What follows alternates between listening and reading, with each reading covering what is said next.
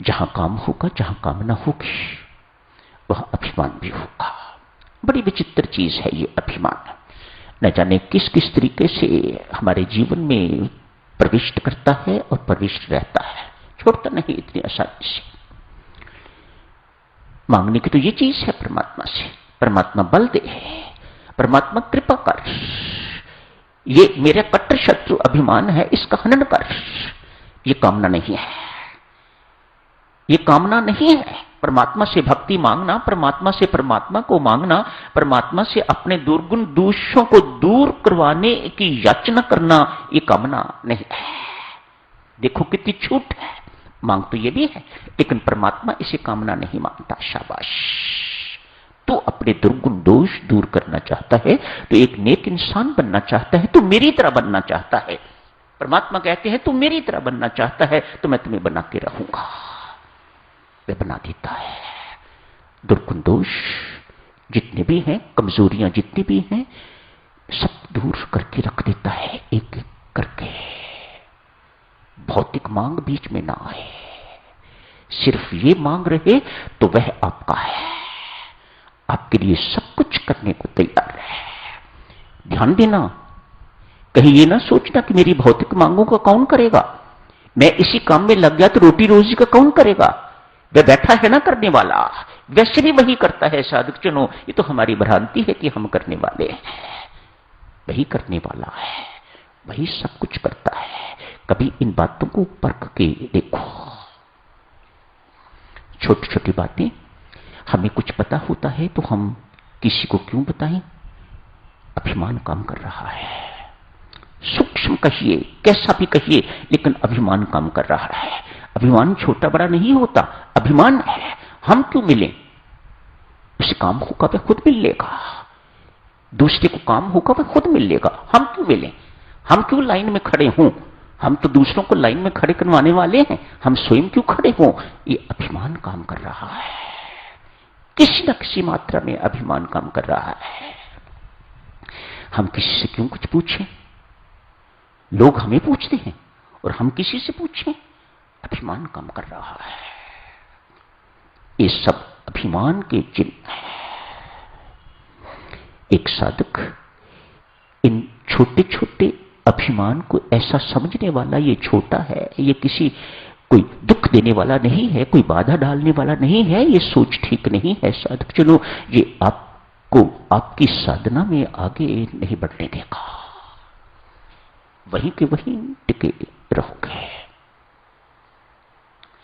अतएव साधक चलो, कभी गृहस्थ हो, विरक्त हो, कैसे भी हो आप, कभी अभिमानी शब्द नहीं बोलने। आओ थोड़ी सी बात वचन के साधनों पर करते हैं। अभिमानी शब्द नहीं बोलने। मैं करने वाला हूं, मैंने ऐसा कर दिया, मैं कुछ हूं, ये सब अभिमानी शब्द हैं। तनिक देवियों सज्जनों, अपने अंदर झांकते रहना चाहिए। एक साधक को अपना निरीक्षण करते रहना चाहिए, क्या क्या बीतती है हमारे साथ रोज। महारानी विक्टोरिया आज किसी कारण से अपने पति को उसे कहना पड़ा, महारानी मैं हूं कि आप।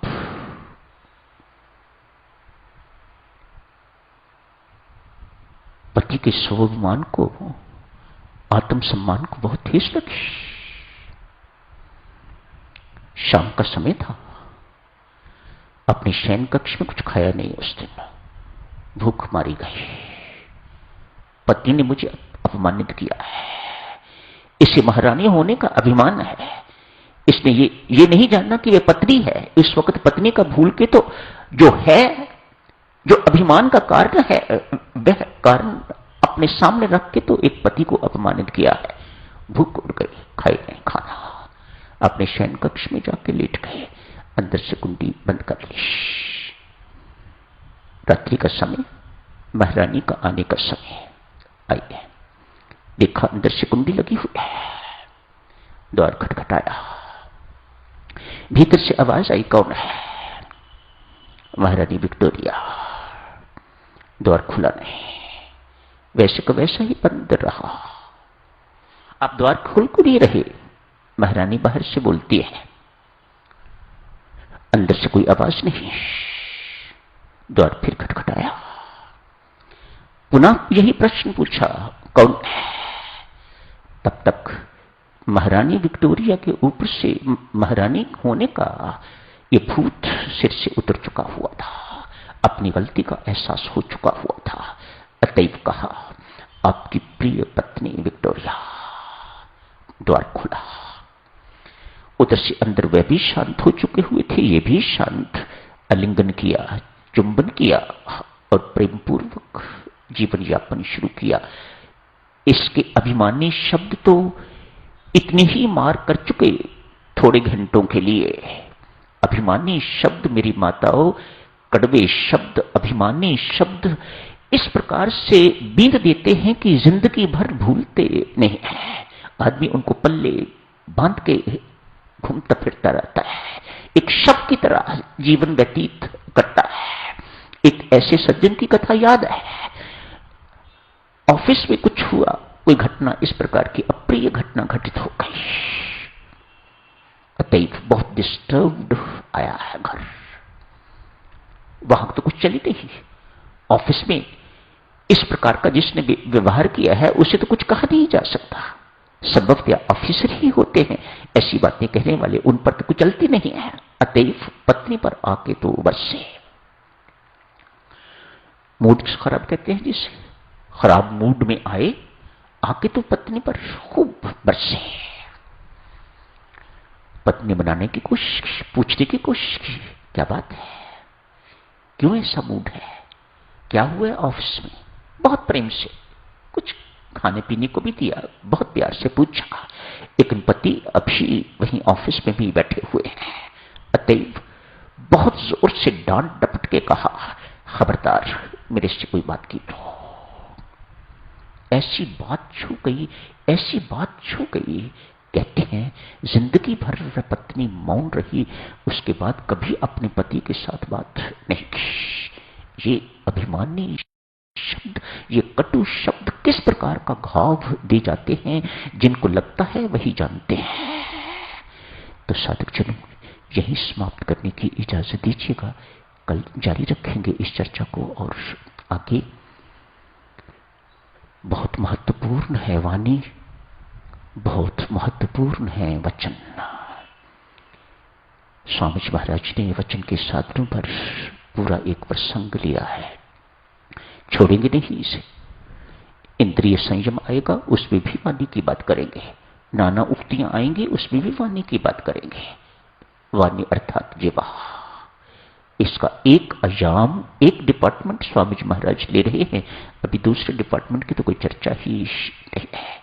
एक इंद्रिय, इसके पास दो कर्तव्य हैं, एक तो स्वाद लेती है और दूसरी बोलती है। संत महात्मा फरमाते हैं देवियों सच, एक साधक के लिए यदि वह सर्वेंद्रिय संयम का जीवन व्यतीत करना चाहता है, सबसे पहले